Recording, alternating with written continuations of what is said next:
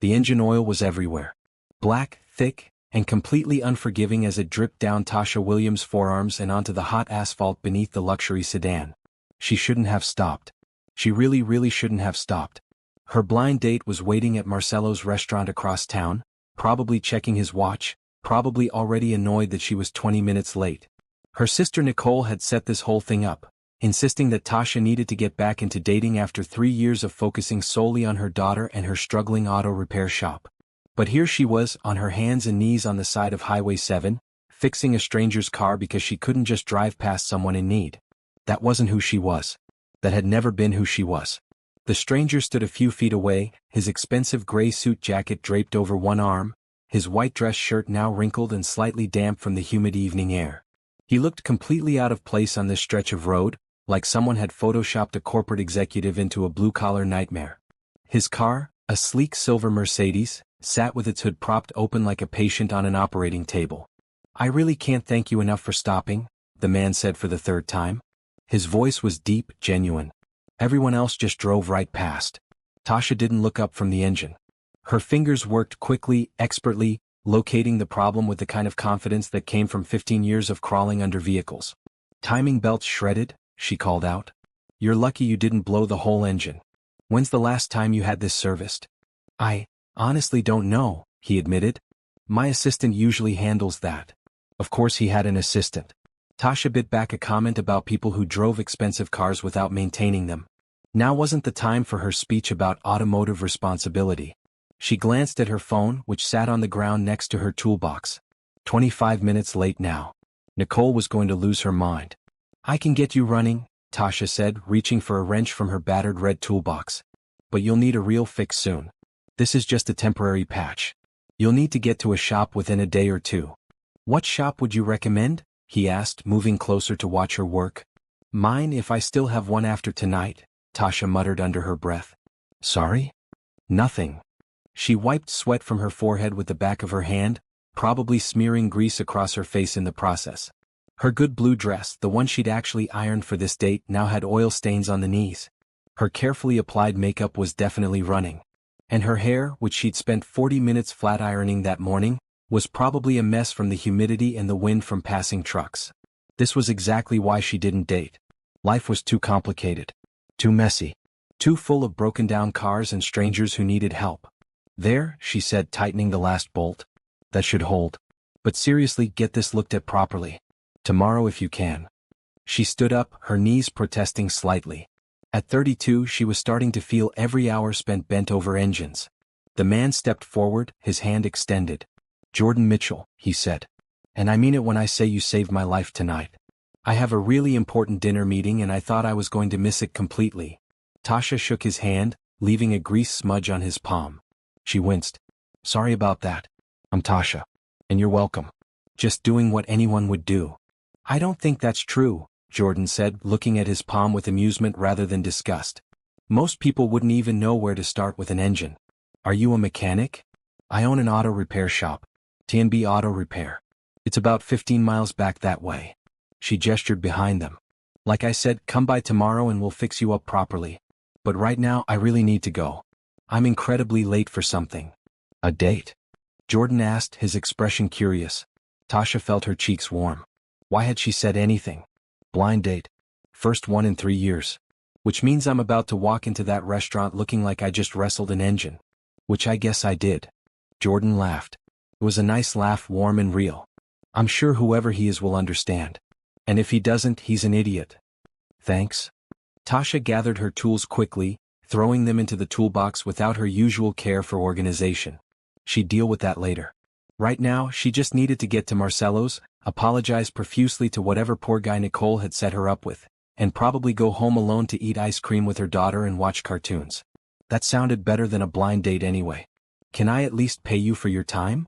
Jordan asked, reaching for his wallet.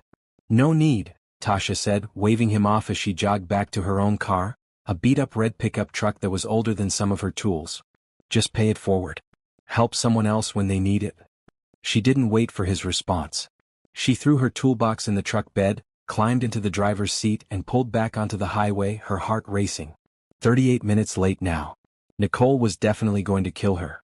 But as she drove toward the restaurant, checking her reflection in the rearview mirror and trying to wipe the worst of the grease from her face with a napkin, she couldn't stop thinking about the man with the broken-down Mercedes. There had been something about him. Something kind in his eyes. Something grateful and real in the way he'd thanked her. But she'd probably never see him again. That was how life worked. You helped people, they moved on, and you went back to your regular existence of overdue bills and parent-teacher conferences and trying to keep a small business alive in a world that seemed designed to crush small businesses. Tasha pulled into the parking lot of Marcelo's restaurant 45 minutes late. Through the large windows, she could see couples dining by candlelight, waiters in crisp white shirts moving between tables with practiced grace.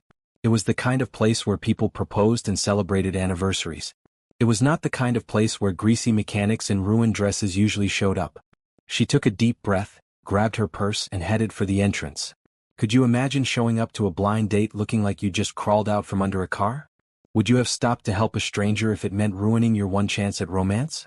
Drop a comment below and let me know what you would have done. And if you're enjoying this story, please subscribe so you don't miss what happens next. The hostess at Marcelo's looked Tasha up and down with barely concealed horror. To be fair, Tasha understood. She'd caught a glimpse of herself in the restaurant's glass door, and she looked like she'd been in a fight with a car and lost. Badly. I'm here to meet someone, Tasha said, trying to brush some dust off her dress and only making it worse.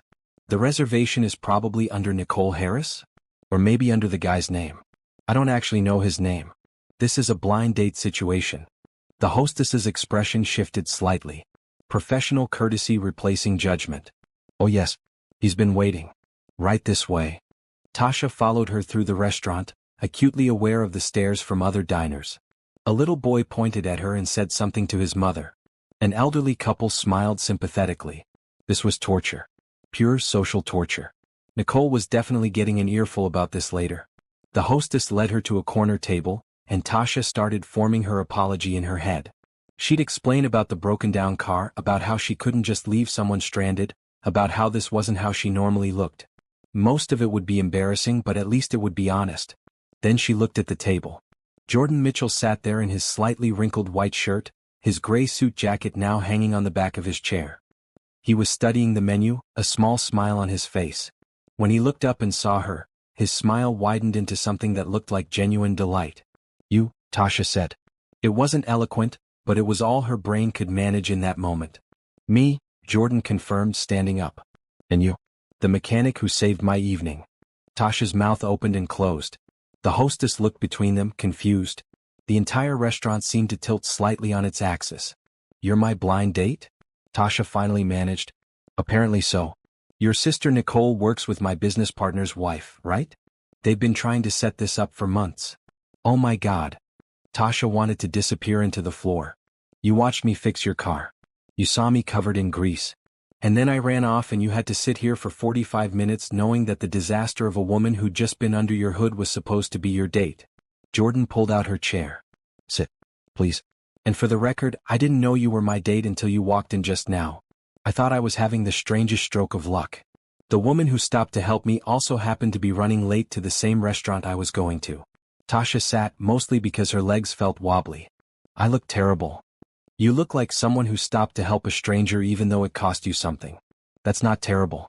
That's actually pretty remarkable. A waiter appeared with water and menus. He didn't even blink at Tasha's appearance, which she appreciated more than she could express. Maybe people showed up to Marcelo's covered in engine grease all the time. Probably not, but it was a nice thought.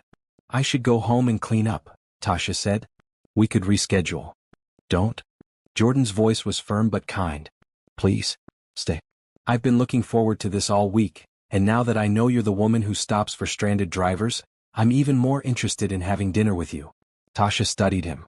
He seemed genuine. But then again, this was a billionaire. Nicole had mentioned that part when she'd set up the date. Jordan Mitchell, tech entrepreneur, founder of some app that had revolutionized something or other. Tasha hadn't paid much attention to the details. She'd been too busy trying to figure out what to wear and whether she could afford a babysitter. Okay, Tasha said finally. But I need to wash my hands. And probably my face. And maybe my arms. The bathroom is down that hall, Jordan said, pointing. Tasha escaped to the ladies' room, where she spent 10 minutes scrubbing at her hands and face with fancy soap that smelled like lavender. She got most of the grease off, but there was still a dark smudge on her cheek that wouldn't budge. Her dress was a lost cause. But at least she looked slightly more human now. When she returned to the table, Jordan had ordered appetizers. Bruschetta and some kind of fancy cheese plate. "I hope that's okay," he said.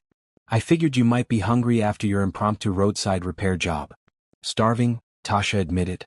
She'd been too nervous to eat lunch, and that had been 8 hours ago. They ate in comfortable silence for a few minutes. The bruschetta was incredible. Tasha usually packed sandwiches for dinner between jobs at the shop, so this felt like dining in a palace. "Tell me about your shop," Jordan said. "T&B Auto Repair." "What does the B stand for?" "Brianna. My daughter. She's 7. Tasha smiled at the thought of her. "The shop is named after both of us. I opened it 5 years ago after working for other people for too long. Wanted to build something of my own. Something I could pass down to her someday if she wanted it." "That's beautiful," Jordan said. "And brave. Small businesses are tough." "You're telling me?" Tasha laughed, but there was an edge to it. "Some months I'm not sure we're going to make it. But we keep going. I've got 2 part-time employees now, which helps. And I've built up a decent customer base. People who trust me." "I can see why they would," Jordan said. "You fixed my car in about 15 minutes on the side of a highway. I've paid mechanics hundreds of dollars for less impressive work." "Speaking of which," Tasha said, straightening in her chair, "you need to bring that Mercedes by tomorrow. What I did tonight will hold, but you need a real timing belt replacement. It's about a 6-hour job. Parts will run you around $400, labor another $600. Jordan pulled out his phone and typed something. "Done. I'll have my assistant drop it off first thing tomorrow morning." "What's your shop's address?" Tasha rattled it off, then added, "And thank you for agreeing to come to my shop. Some people see our location and decide they'd rather go somewhere fancier." "Fancier doesn't mean better," Jordan said. "I learned that a long time ago." The waiter returned to take their dinner orders. Tasha chose pasta because it was the least expensive entree on the menu. Jordan ordered the same, which made her relax slightly. She'd been worried he'd order something with a price tag that could feed her and Brianna for a week. "Can I ask you something?" Jordan said after the waiter left. "Why did you stop?" "For my car, I mean. You were already late. You could have just kept driving." Tasha thought about it. "My dad was a mechanic. Before he died, he taught me everything he knew. He always said that a car breaking down isn't just an inconvenience. Sometimes it's a crisis. Maybe someone is trying to get to the hospital. Maybe they're trying to get home to their kids. Maybe they just need one person to see them and help. So whenever I see someone stranded, I stop. Because my dad would have stopped." Jordan's expression softened. "He sounds like a good man." "He was the best." Tasha felt the familiar ache in her chest. Her father had been gone for 4 years now, but she still missed him every single day. "He would have liked knowing I kept his lessons alive." "I'm sure he'd be proud of you," Jordan said quietly. They talked through dinner about everything and nothing. Jordan told her about growing up in a rough neighborhood in Chicago, about putting himself through college working 3 jobs, about building his first app in a tiny apartment with 2 roommates.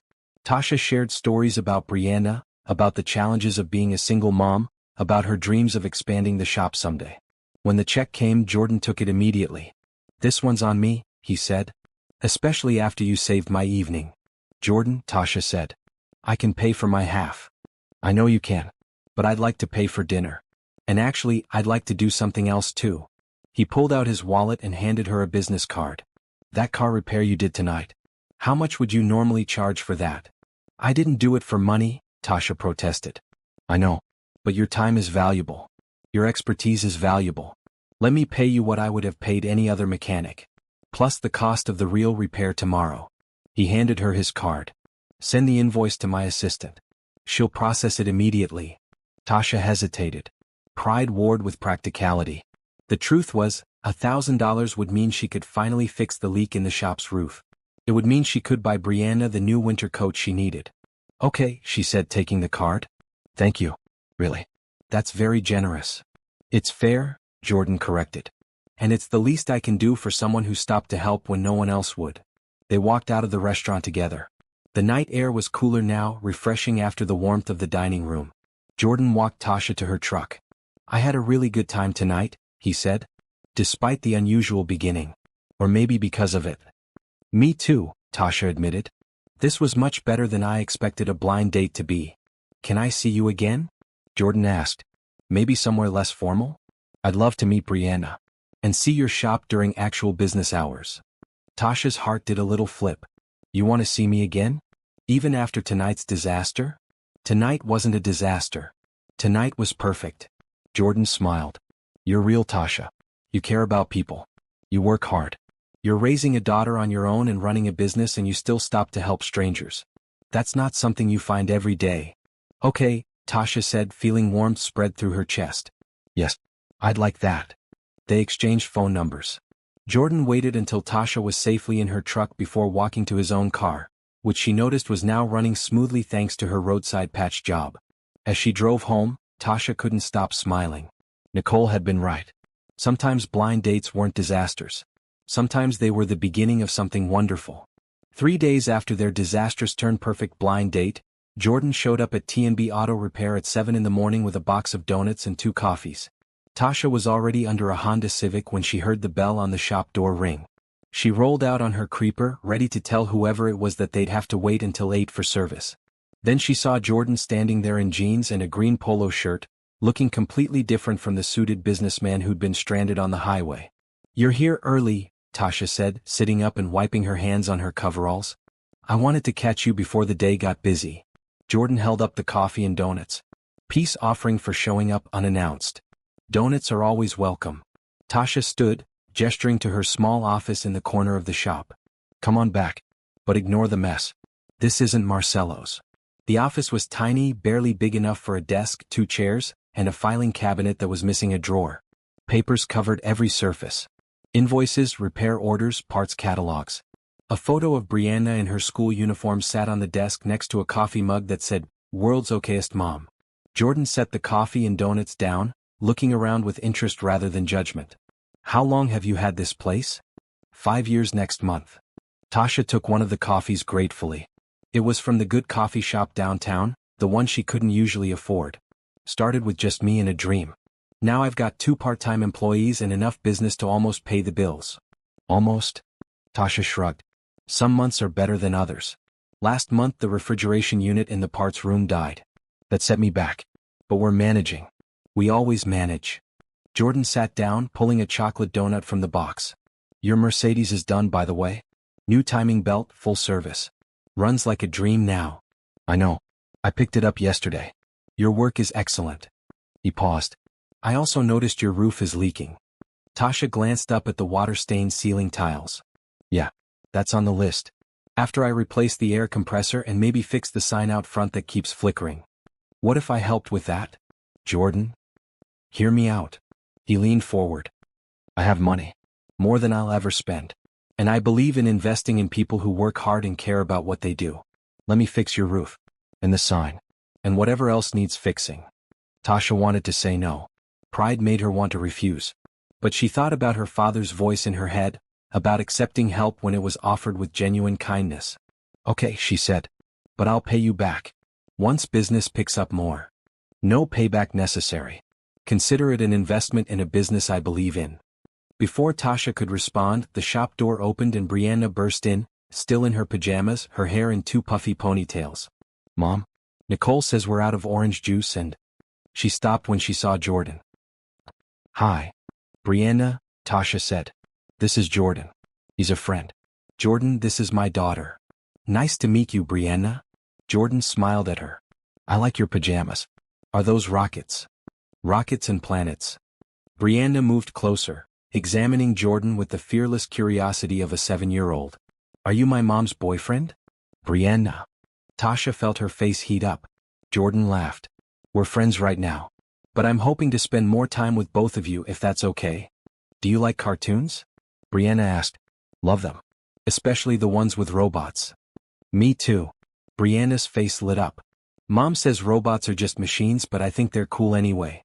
They are machines, Tasha said. Very complex machines. See. Brianna looked at Jordan. She makes everything about cars and engines. It's her thing. Over the next few weeks, Jordan became a regular presence at the shop and in their lives. He came by most mornings with coffee. He stayed sometimes to watch Tasha work, asking questions about engines and repairs with genuine interest. He brought Brianna books about space and coding, sparking a new obsession. The roof got fixed. So did the sign and the air compressor. Jordan didn't make a big deal about any of it. He just quietly arranged for contractors to come in after hours so the work wouldn't interrupt Tasha's business. One Saturday, Jordan arrived at their small apartment above a Chinese restaurant with his arms full of groceries. "I thought I'd make dinner," he said when Tasha opened the door. "If that's okay.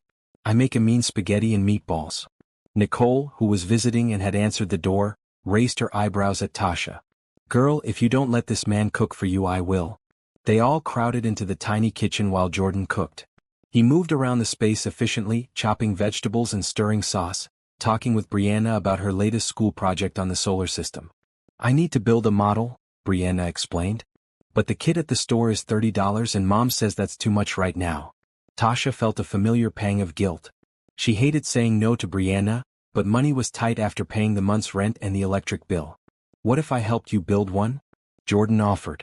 "We could make it from scratch. Would be a fun project. And probably better than anything from a store." "Really?" Brianna's eyes widened. "Really? We'll need foam balls, paint, some wire. Probably cost about $10 total." Tasha opened her mouth to protest, but Jordan met her eyes with a look that said, "Let me do this." She nodded. Over dinner, Nicole watched Jordan and Brianna talk about planets and space stations. She pulled Tasha aside while they were clearing plates. "He's good with her," Nicole said quietly. "And he's good to you. Don't overthink this." "I'm not," Tasha protested. "You are. I can see it in your face. You're worried this is too good to be true. Maybe it is. Or maybe it's just good. Maybe you deserve good things, Tasha." After dinner, Jordan pulled Tasha aside while Brianna was showing Nicole her rock collection. "I need to talk to you about something," he said. "And I want you to really hear me out before you say no." Tasha's stomach tightened. "Okay." Brianna mentioned she wants to go to that science camp this summer. The one at the university. "Jordan? It costs $1,500. I know that's a lot. I know you're saving for it. But what if I paid for it? As a gift. Not a loan, not something you have to pay back. Just a gift because I care about both of you and I want Brianna to have opportunities." Tasha felt tears prick her eyes. "That's too much." "It's nothing. Tasha, I spend more than that on dinner sometimes. Let me do this. Please. You work so hard. You sacrifice so much. Let someone help carry the load." Tasha thought about Brianna's face when she'd seen the camp brochure. How excited she'd been. How Tasha had gently explained they'd have to see if they could afford it, which was mom speak for, probably not. "Okay," she said finally. "Yes. Thank you. That's incredibly generous and kind and I don't know how to repay you." "You don't repay kindness," Jordan said softly. "You just accept it and pass it forward when you can." He pulled her into a hug and Tasha let herself relax into it. Maybe Nicole was right. Maybe she deserved good things. Maybe Jordan was one of those good things. The penthouse was nothing like Tasha had imagined. She'd expected cold marble and modern art and furniture that looked uncomfortable.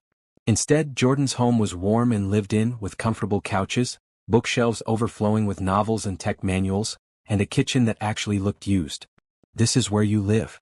Brianna asked, her eyes wide as she took in the floor-to-ceiling windows overlooking the city. "This is it," Jordan said. "Want to see the balcony?" Brianna nodded enthusiastically. Jordan led her outside while Tasha stood in the living room, trying to process everything. The view alone probably cost more than she'd make in 5 years. But Jordan had invited them here for dinner, and he'd been so casual about it that Tasha had almost forgotten she was entering a completely different world. "You okay?" Jordan asked, returning from the balcony. "Just taking it in," Tasha admitted. "This is a lot. It's just a place." Jordan moved to the kitchen and started pulling out ingredients. "And honestly, it's too big for one person. I always thought I'd have a family here someday. Kids running around. That kind of thing." "Is that what you want? A family?" "Yeah." Jordan met her eyes. "That's exactly what I want." The way he looked at her made Tasha's heart race. Like maybe he was seeing that future with her in it. With Brianna in it. Dinner was simple. Grilled chicken, roasted vegetables, rice. Jordan cooked while telling stories about his early days in tech, about living in tiny apartments and eating ramen for weeks at a time. "I had $57 in my bank account when I launched my first app," he said. "I thought I was going to have to move back in with my mom if it didn't work." "But it did work," Brianna said. She was sitting on a bar stool at the kitchen island, completely comfortable in this space that was so foreign to Tasha. "It did. But only because I had people who believed in me." My mom, who sent me $20 when she could barely afford groceries. My college roommate who let me crash on his couch for 6 months. My first investor, who took a chance on a kid from the South Side with more ideas than experience. And now you're rich, Brianna said matter-of-factly. Jordan laughed. Yeah, now I'm rich. But money doesn't change who you are, Brianna. It just gives you more options. What matters is what you do with those options. After dinner, they watched a movie on Jordan's massive TV. Brianna fell asleep halfway through, her head on Tasha's lap. Jordan covered her with a blanket and turned the volume down. She's a great kid, he said softly. She is. And she really likes you. She talks about you constantly. Jordan said this and Jordan showed me that. You're a big deal in her world. She's a big deal in mine too. Jordan paused. You both are. Tasha felt something shift in her chest. Something warm and terrifying and wonderful all at once. Jordan, I need to tell you something, she said. I'm scared. Of what? This. Everything moving so fast. You're this successful billionaire and I'm a mechanic who lives above a restaurant. Our worlds are so different. Jordan moved closer, taking her hand. Our worlds aren't that different. We both work hard. We both care about people. We both want to build something meaningful. Money doesn't change those things. But what if I can't fit into your world? What if I embarrass you at some fancy business dinner? What if? Tasha. Jordan's voice was firm. I don't want you to fit into my world. I want to build a new world with you. One where neither of us has to pretend to be anything other than who we are. That sounds nice, Tasha admitted. Really nice. Then let's try. No more worrying about money or social class or any of that. Just two people who care about each other, figuring it out together. Tasha looked at Brianna sleeping peacefully, then back at Jordan. Okay. But I need you to know something. Brianna comes first. Always. If this relationship ever becomes something that's not good for her, I'll walk away. I would never ask you to do anything else, Jordan said. She's your priority. I respect that. I admire it. They sat in comfortable silence for a while, watching the end of the movie. When it was over, Jordan helped Tasha carry a drowsy Brianna to his car so he could drive them home. Wait, Jordan said before they left. There's something I want to give you. He disappeared into a room and returned with a folder. Your shop. You said you want to expand someday. I had my financial team put together some options. Ways you could grow. Open a second location maybe. Hire more people. Buy better equipment. Tasha opened the folder. Inside were detailed plans, budgets, projections. Everything she dreamed about but never thought possible. Jordan, I can't accept this. Why not? Because it's too much. Because I don't want you to think I'm with you for your money. Jordan took her hands. Tasha, you stopped to help me on the side of the road when you had no idea who I was. You showed up to our first date covered in grease from fixing my car. You've tried to refuse every single thing I've offered to help with. I know you're not with me for money. I know you're with me because we make each other happy. So please, let me invest in your dreams. Let me help you build the business you've always wanted. Tasha felt tears rolling down her cheeks. You really believe in me? I do. More than you know. Then yes. Okay. Yes. Thank you. This is the most incredible gift anyone has ever given me. Jordan pulled her into a hug, careful not to wake Brianna, who was half asleep, against Tasha's shoulder. We're going to build something amazing together. I can feel it. Driving home that night, Tasha couldn't stop smiling. For the first time in years, she felt like maybe, just maybe, everything was going to work out. 6 months later, T&B Auto Repair looked completely different. The new location was twice the size of the old shop, with modern equipment, bright lighting, and enough space for 4 vehicles at once. Tasha had hired 2 full-time mechanics and a receptionist. The business was thriving. Jordan had kept his promise to invest without interfering. The shop was still Tasha's. Her vision, her rules, her leadership. Jordan just made it possible for that vision to become reality. Mom? Brianna called from the office. Jordan's on the phone. He wants to know if we can go to the aquarium on Saturday. Tasha wiped her hands on a rag and took the phone. The aquarium? That's a 2-hour drive. I know, Jordan's voice came through the speaker. But they have a new exhibit on deep-sea creatures and Brianna mentioned wanting to see it. We could make a day of it. Pack a picnic lunch. Spend time together. You know she's going to want to stop at every single exhibit, right? This will take all day. Good. I don't have anywhere else I'd rather be. Tasha felt that familiar warmth spread through her chest. Okay. Yes. We'd love that. The aquarium trip was perfect. Brianna pressed her face against every glass tank, asking a million questions about fish and octopi and sharks. Jordan answered what he could and made up ridiculous answers for the rest, making them all laugh. During lunch at a picnic table outside the aquarium, Jordan pulled out his phone. "I want to show you something," he said to Tasha. "Remember how we talked about you maybe wanting to franchise T&B Auto Repair eventually?" "That was a pipe dream conversation," Tasha said. "Maybe not." Jordan showed her his phone screen. "I had my team do some research. There are 3 cities within 50 miles that don't have quality independent auto repair shops. Each one would be a perfect location for a T&B franchise. You could train managers to run them, keep the quality control, and expand your brand." Tasha stared at the screen. "Detailed reports, demographic data, financial projections. You really did research. I believe in what you're building. And I think you're ready for this next step." "I don't know. That's a lot. What if I fail? What if you succeed?" Jordan countered. "Tasha, you're one of the hardest working people I've ever met. You're smart, you're talented, and you care about your customers. Those franchises would thrive under your leadership." "Can I think about it?" "Of course. Take all the time you need. I just wanted you to know the option is there." Later, as they walked through the gift shop, Brianna tugged on Jordan's sleeve. "Can I ask you something?" "Anything." "Are you going to marry my mom?" Tasha nearly dropped the stuffed dolphin she'd been looking at. "Brianna." "What?" Brianna looked between them innocently. "You guys are always together. And you look at each other the way people in movies look at each other before they get married." Jordan knelt down to Brianna's level. "Would that be okay with you? If I married your mom someday?" Brianna nodded seriously. "I think it would be good. Then you could be my dad." "I don't have one of those." Tasha's throat tightened. Brianna rarely mentioned not having a father. Her biological father had left before she was born, and Tasha had worked hard to make sure Brianna never felt like she was missing anything. "I would be honored to be your dad," Jordan said softly. Brianna hugged him, and Tasha had to turn away to wipe tears from her eyes. That night, after they dropped Brianna off with Nicole for a sleepover, Jordan and Tasha went for a walk along the river downtown.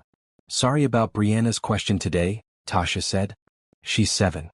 She doesn't have a filter." "Don't apologize. She asked a fair question." Jordan stopped walking and turned to face Tasha. "And the truth is, I've been thinking about it too. About marrying you. About becoming Brianna's father officially. About building a life together." "Jordan? I know it's only been 6 months. I know some people would say that's too fast. But I also know that I've never been more certain about anything in my life. You and Brianna, you're my family. You're what I've been looking for all along." "I feel the same way," Tasha admitted. "It scares me how much I care about you. How much Brianna cares about you." "Why does it scare you?" "Because what if something goes wrong? What if this doesn't work out? Brianna would be heartbroken. I would be heartbroken." Jordan took her hands. "Life doesn't come with guarantees. But I can promise you that I will show up every day. I will love you both with everything I have. I will never take you for granted. And I will spend the rest of my life trying to deserve the gift of being part of your family. That's a big promise. I'm a big promise kind of guy." Tasha laughed through her tears. "Okay, yes, let's do this. Let's build a life together. Let's be a family." Jordan pulled her close and kissed her. It was soft and sweet and full of promise. When they pulled apart, Tasha felt like she was floating. "There's one more thing," Jordan said. "The house I've been looking at. The one with the big yard and the workshop space. The one you showed me pictures of? I put an offer on it. Well, we put an offer on it. If you say yes, it would be ours. A place for all 3 of us. Room for Brianna to run around. Space for you to have a home workshop if you want. A real family home." "We can't afford that," Tasha said automatically. "I can. And I want to. This is my gift to us. To our future. Please say yes." Tasha thought about Brianna growing up in that house. Thought about Christmas mornings and birthday parties and ordinary Tuesday evenings cooking dinner together. Thought about having a real home instead of an apartment above a restaurant. "Yes," she said. "Yes to all of it. The house, the future, the family. Yes." They stood by the river holding each other as the sun set over the city, both of them knowing that their lives were about to change in the most beautiful way possible. Are you as invested in this love story as I am? Do you think Jordan and Tasha are moving too fast, or is this exactly how love should feel? Drop your thoughts in the comments and subscribe to see what happens next in their journey. Moving day was chaos. Boxes everywhere, furniture wrapped in blankets, Brianna running through the empty rooms of their new house squealing with excitement. "This is my room?" she kept asking. "Really? All mine?" "All yours," Tasha confirmed for the 10th time. "And you can paint it any color you want." "Can I do purple with glow-in-the-dark stars on the ceiling?" "Absolutely." Jordan's business partner, Stephen, showed up mid-morning to help move furniture. He was tall and thin with a perpetual frown, and Tasha had never quite warmed to him. "Nice place," Stephen said looking around. "Must have cost a fortune." "It's home," Jordan said simply, carrying a box labeled kitchen. "And you're okay with this?" Stephen asked Tasha. "Living in a house he paid for?" "Stephen," Jordan's voice had an edge to it. "I'm just asking. It's a valid question. You're moving fast, man. 6 months ago you were single. Now you're playing house with a woman and her kid." "That woman is standing right here," Tasha said coolly. "And yes, I'm okay with it. Jordan and I talked about everything. We made this decision together." Stephen held up his hands. "Sorry? I'm just looking out for my friend. I've seen guys get taken advantage of before."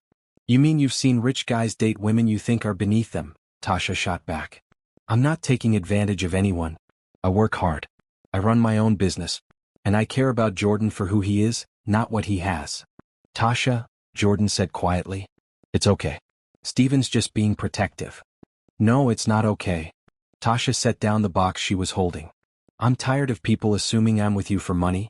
Your friends, your colleagues, even strangers who see us together. I stopped to help you on the highway before I knew who you were. I fell in love with you because you're kind and genuine and good with my daughter. The money is just money."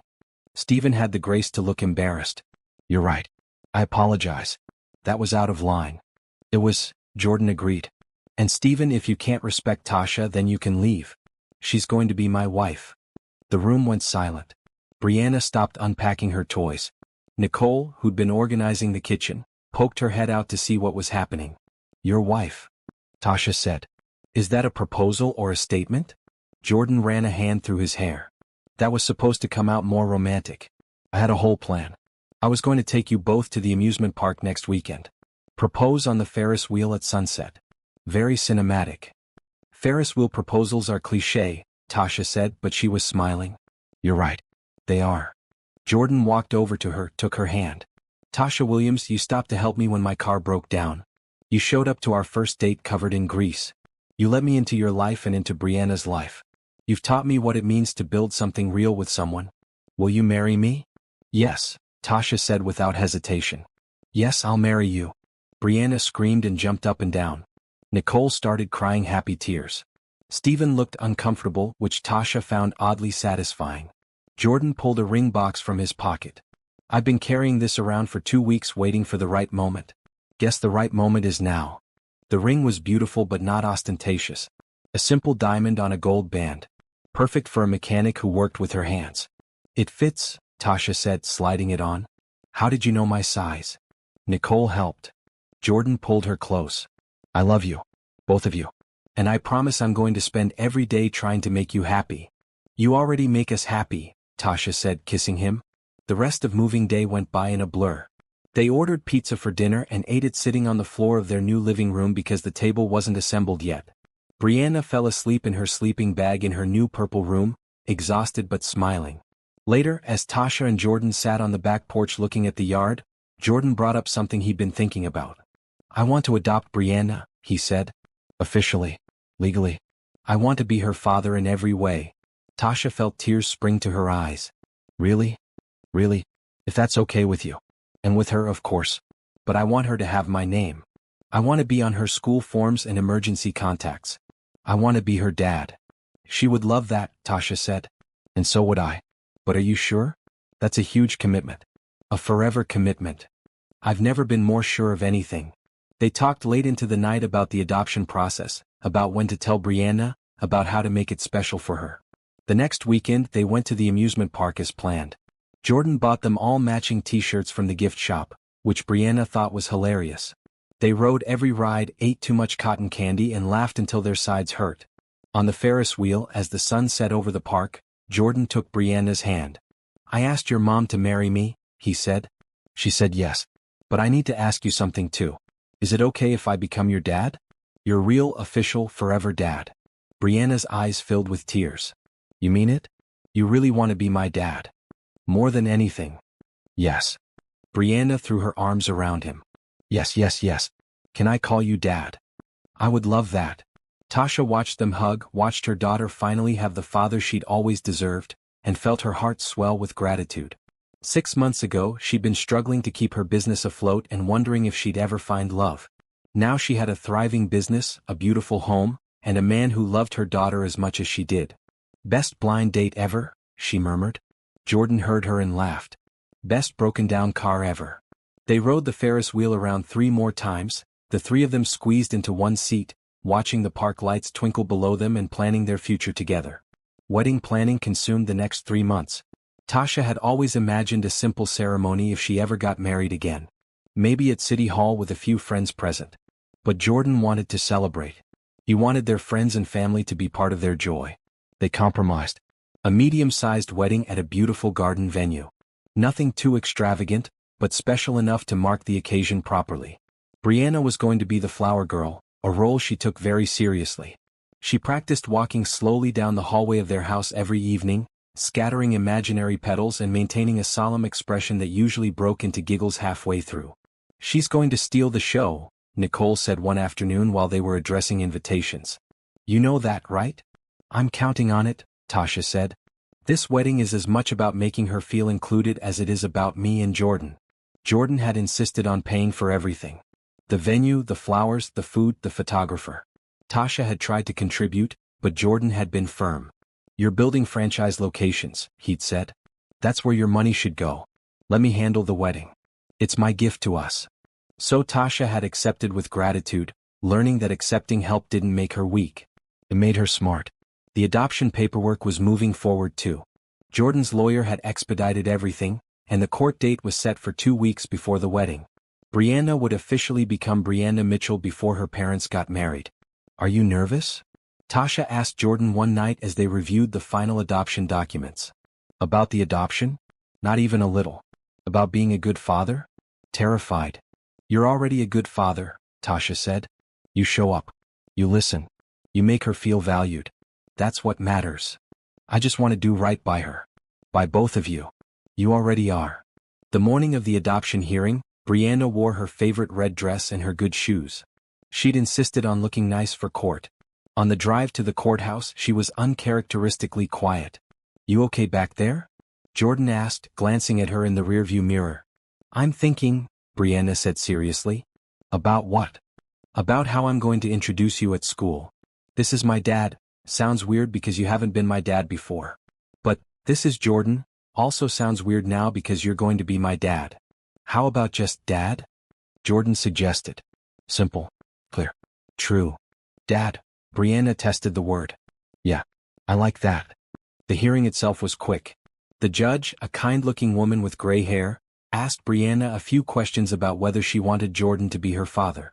Brianna's answers were enthusiastic and certain. He takes me to science camp and helps me with my homework and makes funny pancakes on Saturdays, she explained. And he loves my mom and makes her smile. So yeah, I want him to be my dad. The judge signed the papers. Jordan officially became Brianna Mitchell's father. They celebrated with ice cream sundaes at Brianna's favorite diner, where she told everyone who would listen that Jordan was her new dad. 2 weeks later, on a perfect Saturday in October, Tasha married Jordan in a garden surrounded by white roses and their closest friends and family. Brianna walked down the aisle first, scattering real flower petals with intense concentration. She only grinned once when she caught Jordan's eye and saw him watching her with obvious pride. Then Tasha came down the aisle on Nicole's arm, wearing a simple ivory dress that Jordan had insisted on buying. Had actually gone shopping with him and Nicole and let them talk her into something beautiful and elegant. Jordan stood at the altar in a sharp blue suit, his eyes never leaving Tasha as she walked toward him. The ceremony was short and sweet. They'd written their own vows. Tasha, Jordan said, his voice steady even though his hands were shaking slightly. You stopped to help me when I was broken down on the side of the road. You didn't know who I was. You just saw someone who needed help and you helped. That's who you are. That's why I love you. You're kind, you're strong, you work harder than anyone I know, and you raised an incredible daughter who makes me want to be a better person. I promise to always stop for you when you need help. I promise to build dreams with you. I promise to be the best husband and father I can be. Tasha's vows were simpler. Jordan, you saw me at my worst, covered in grease and completely frazzled. And you thought I was beautiful anyway. You didn't try to change me or make me fit into your world. You just loved me as I am. You love my daughter as if she's always been yours. You make us both feel safe and valued and cherished. That's all I've ever wanted.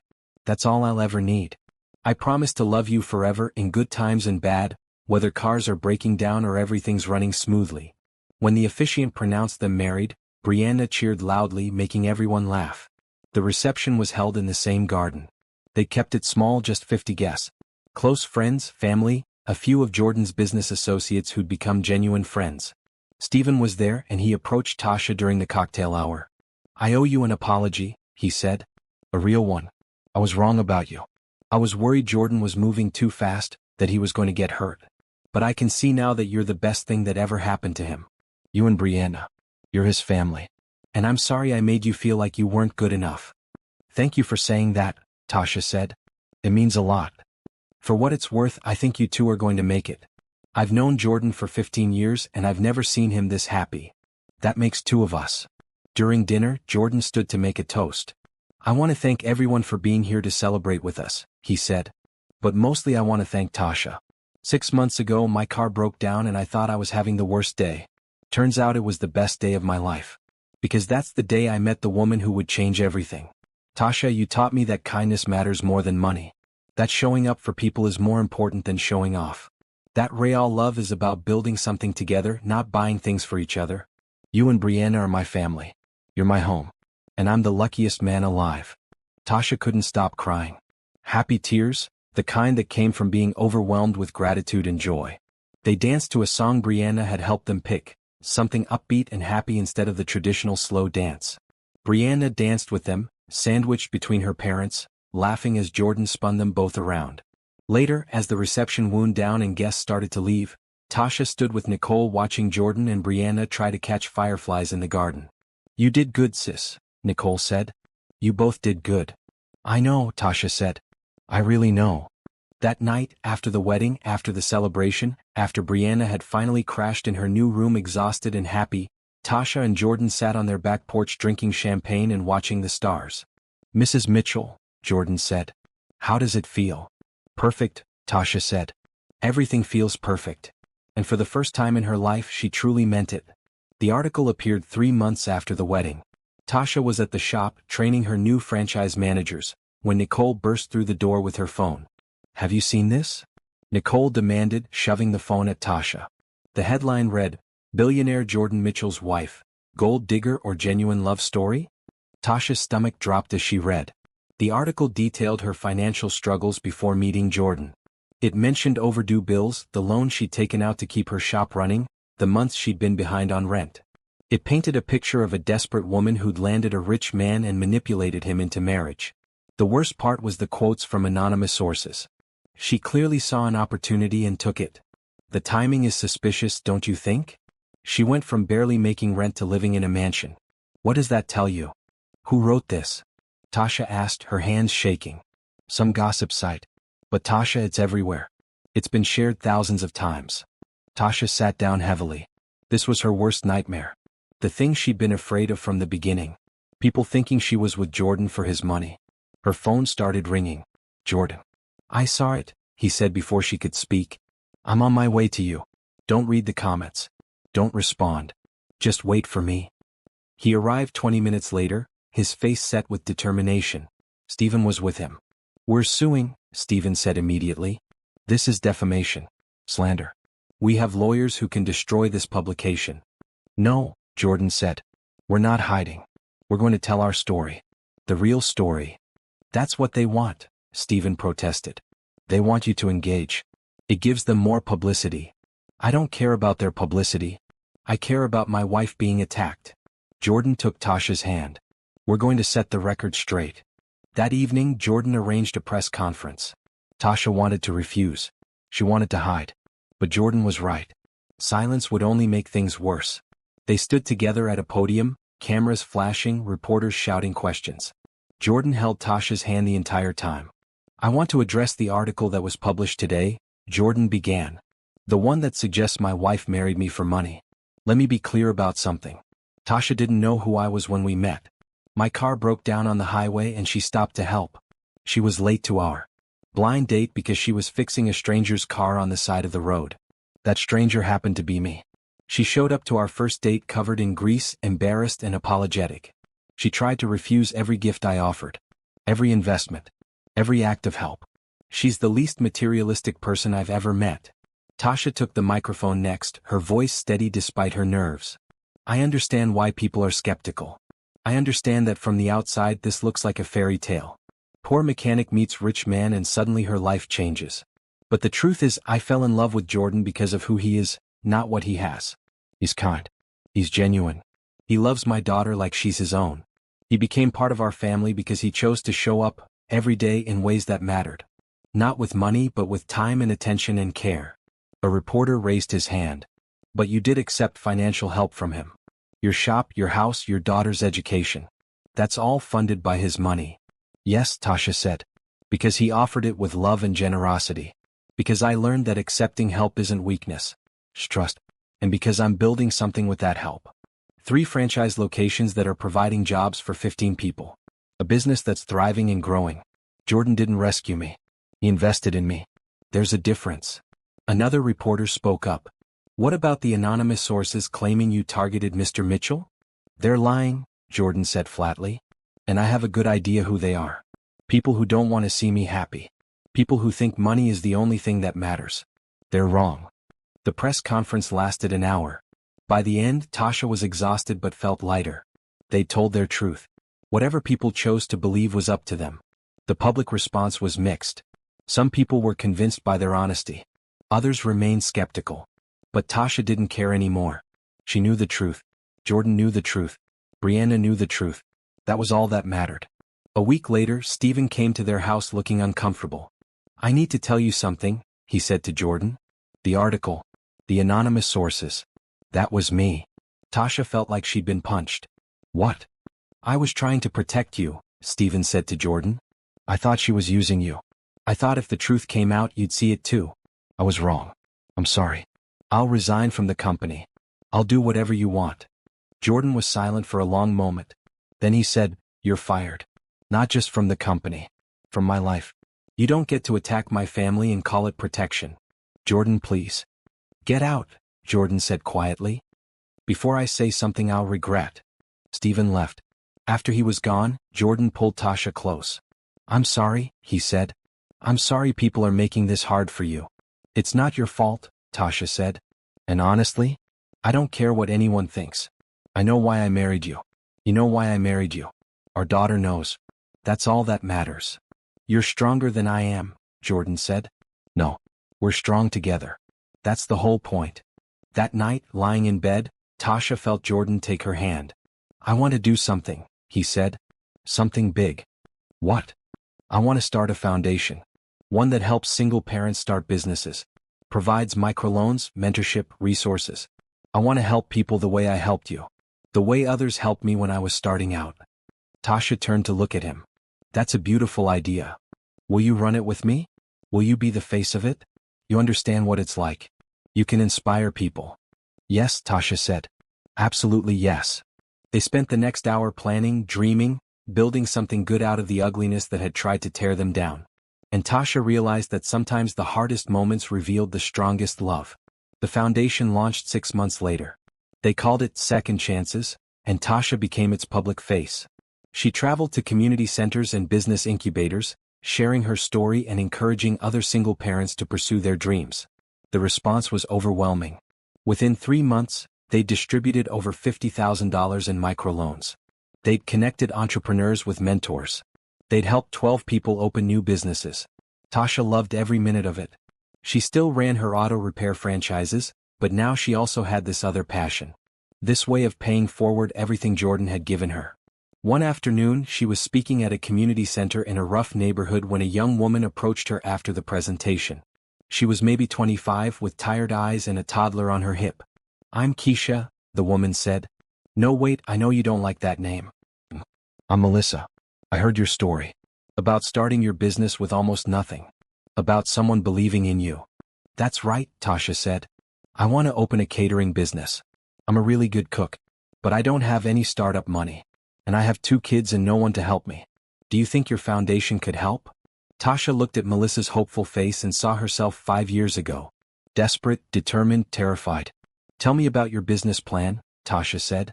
They sat down together. Melissa pulled out a crumpled notebook filled with recipes, menu ideas, pricing strategies. It was rough, but it showed potential. More importantly, it showed passion. We can help you, Tasha said. We'll start with a microloan to buy equipment. Then we'll pair you with a mentor who runs a successful catering company.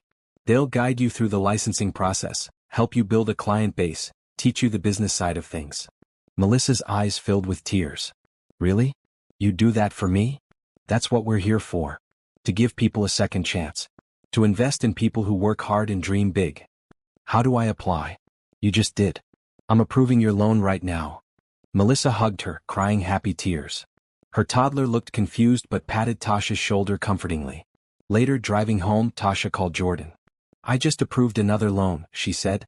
A single mom who wants to start a catering business. She reminded me so much of myself. That's what you do best, Jordan said. See potential in people. Believe in them when no one else will. I learned that from you. No, you already knew it. I just gave you the resources to act on it.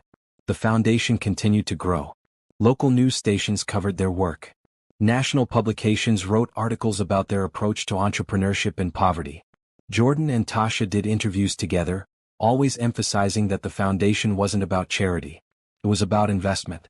About believing in people's ability to build better lives. Meanwhile, the franchises were thriving. All 3 locations were profitable. Tasha had hired excellent managers who shared her commitment to quality work and fair prices. She could finally relax slightly, knowing that the business would survive even if she wasn't there every single day. Brianna was thriving too. She was excelling in school, particularly in science and math. Jordan had started teaching her basic coding, and she'd become obsessed with building simple programs. I think she's going to be an engineer, Jordan said one evening as they watched Brianna work on a robotics project at the kitchen table. Or an astronaut, Tasha added. She still talks about going to space. Why not both? Jordan laughed. The adoption had made everything official, but Jordan had been Brianna's father in every way that mattered long before the paperwork was signed. He went to her parent-teacher conferences, coached her soccer team, stayed up late helping with science fair projects. He was present, involved, loving. One Saturday morning, the 3 of them were making pancakes when Jordan's phone rang. He glanced at it and frowned. It's my lawyer, he said. I should take this. He stepped into the other room. Tasha and Brianna continued cooking, but Tasha could hear the tension in Jordan's voice through the wall. When he came back, he looked shaken. Stephen is suing me, he said. For wrongful termination. He's claiming I fired him without cause. He wants damages and his position back in the company. Tasha felt anger surge through her. Are you kidding me? He admitted to leaking that story about me. I know. But he's claiming he did it out of concern for the company. That it was within his rights as a business partner. What are you going to do? Fight it? My lawyer says we have a strong case. Stephen violated the terms of our partnership agreement. And even if he didn't, the company leadership voted to remove him. It wasn't just my decision. The lawsuit dragged on for months. Stephen's lawyers tried every tactic they could think of. They subpoenaed financial records, deposed employees, dug into Jordan's personal life looking for anything they could use. It was exhausting and invasive. But Jordan refused to settle. If I give in now, he said, Stephen wins. And more importantly, he gets to keep spreading lies about you. About us. I'm not letting that happen. The trial finally happened in the fall. Tasha sat in the courtroom every day, listening to lawyers argue about business partnerships and contractual obligations. It was boring and technical and seemed completely removed from the real issue. Stephen had tried to destroy their family because he didn't think Tasha was good enough for Jordan. On the final day, the judge ruled in Jordan's favor. Stephen's termination was upheld. He was ordered to pay court costs. He was barred from contacting Jordan or Tasha or spreading any information about them. It's over, Jordan said as they left the courthouse. He can't hurt us anymore. But Tasha knew it had never really been about Stephen. It had been about proving that their love was real. That their family was real. That kindness and hope and genuine connection could survive scrutiny and suspicion. That evening they celebrated with Brianna's favorite dinner, tacos and ice cream sundaes. It was simple and perfect, just like their life together. I'm proud of you, Tasha told Jordan later after Brianna had gone to bed. For fighting. For standing up for us. I'd do anything for you too, Jordan said. Anything at all. I know. That's why I love you. They sat on their back porch looking at the stars, feeling grateful for everything they'd built together. The foundation was helping people. The businesses were successful. Brianna was happy and thriving. Their marriage was stronger than ever. You know what the best part is? Tasha said. What? We did this together. Every challenge, every victory. We're a team. Best team in the world, Jordan agreed. And sitting there under the stars, Tasha knew that no lawsuit or article or judgment from strangers could ever diminish what they had. They'd built something real. Something lasting. Something worth fighting for. 1 year after the lawsuit ended, Tasha stood in front of a mirror adjusting Brianna's flower crown. They were at the venue for the foundation's first annual gala, a fundraiser to support more entrepreneurs and expand their programs. Brianna, now 9 years old and growing so fast it made Tasha's heart ache, wore a beautiful green dress that she'd picked out herself. Her flower crown sat slightly crooked, but she refused to let Tasha fix it. It looks better this way, Brianna insisted. More natural. More crooked, Tasha corrected, but she was smiling. Mom, how many people are coming tonight? 300. All people who believe in second chances. All people who want to help others the way we were helped. That's a lot of people. It is. And you're going to charm all of them. Jordan appeared in the doorway of the dressing room, looking handsome in a dark blue suit. My 2 favorite girls, he said. You both look beautiful. You look pretty good yourself, Tasha said, kissing him. The gala was being held in a beautiful ballroom downtown. Tasha had tried to convince Jordan to keep it small, but he'd insisted they needed something impressive to attract donors and attention. As guests arrived, Tasha worked the room alongside Jordan. She'd gotten better at these events over the past year. She no longer felt out of place at fancy gatherings. She'd learned that her story, her authenticity, was actually her greatest asset in these spaces. Tasha, a familiar voice called out. Melissa, the young caterer Tasha had helped a year ago, approached with a tray of appetizers. I'm catering tonight. Can you believe it? Your foundation gave me my start, and now I'm catering your event. Melissa, this is amazing. Are these your creations? All of them. Jordan's assistant hired me for the whole evening. This is the biggest job I've ever had. Tasha felt tears prick her eyes. I'm so proud of you. I wouldn't be here without you. Without the foundation. You gave me hope when I had none. Later, during dinner, Jordan stood to give a speech. The room quieted as he walked to the podium. 1 year ago, he began, my wife and I launched Second Chances Foundation. We did it because we believe that everyone deserves an opportunity. Everyone deserves someone to believe in them. Everyone deserves help when they're struggling. Tonight, I'm proud to announce that we've helped 83 entrepreneurs start businesses. We've distributed over $200,000 in microloans. We've created jobs for over 300 people. And we're just getting started. The room erupted in applause. Tasha felt overwhelmed with pride and gratitude. But more than the numbers, Jordan continued, I want to talk about impact. About the single mother who can now afford childcare because her catering business is thriving. About the veteran who opened a landscaping company and is hiring other veterans. About the teenager who started a tutoring service and is putting himself through college. These are the stories that matter. These are the lives we're changing. He paused, looking directly at Tasha. My wife knows what it's like to struggle. She knows what it's like to work 3 jobs and still worry about making rent.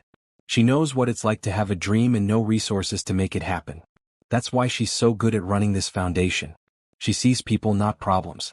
She sees potential, not limitations. And she believes in second chances because someone believed in her. Tasha stood and walked to the podium. Jordan handed her the microphone and stepped back. Thank you all for being here, Tasha said. And thank you for believing in what we're building. I want to tell you something important. When I met Jordan, I almost refused his help. My pride got in the way. I thought accepting help meant I was weak. I thought I had to do everything myself. I was wrong. Accepting help, accepting love, accepting someone's belief in you, that's not weakness. That's wisdom. That's courage. So tonight, I want to encourage all of you to help someone. And if someone offers to help you, accept it with gratitude. We're not meant to do this life alone. We're meant to lift each other up. The applause was thunderous.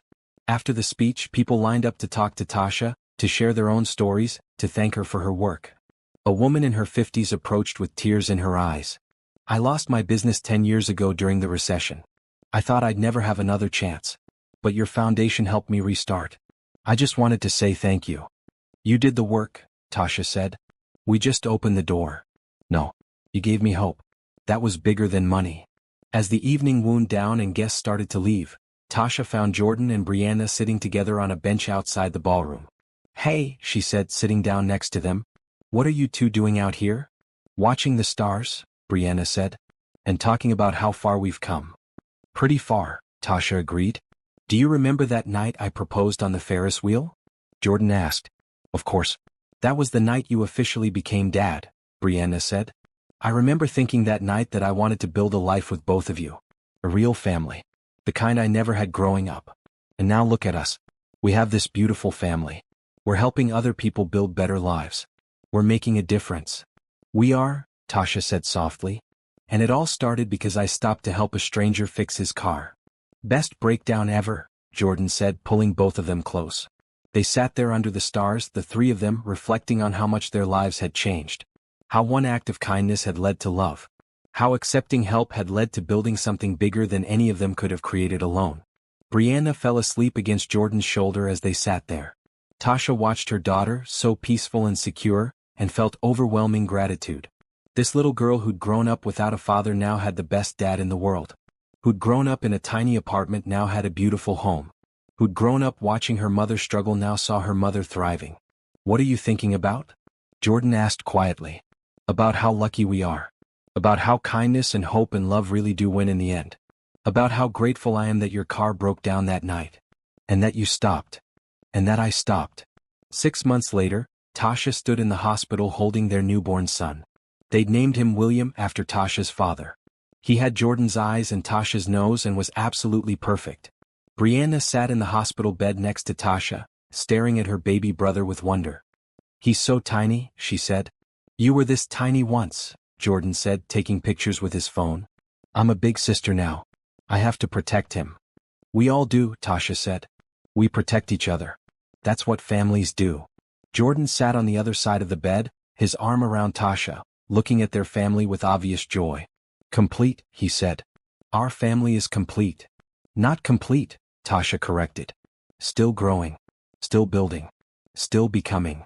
Good point. They sat together in that hospital room, their expanded family, knowing that whatever challenges came their way, they'd face them together. With kindness, with hope, and with love leading the way. The foundation continued to grow. The businesses continued to thrive. Brianna excelled in school and discovered a passion for robotics. Baby William grew into a toddler who loved cars just like his mother. And through it all, Tasha and Jordan built their life together. Not a perfect life because perfect didn't exist. But a real life. A good life. A life built on the simple truth that stopping to help someone, accepting help when it was offered, and believing in the power of kindness could change everything. Years later, when people asked Tasha about her success, about how she'd gone from struggling single mother to successful entrepreneur and nonprofit leader, she always told them the same story. About a broken-down car on a highway. About stopping to help when she could have kept driving. About a blind date that turned into true love. About accepting generosity instead of letting pride get in the way. About building something beautiful with someone who believed in her. The best things in life, she'd say, come from choosing kindness. From accepting help. From believing that love and hope are always worth the risk. And then she'd smile, thinking about Jordan and Brianna and William waiting for her at home, and she'd know with absolute certainty that every word was true.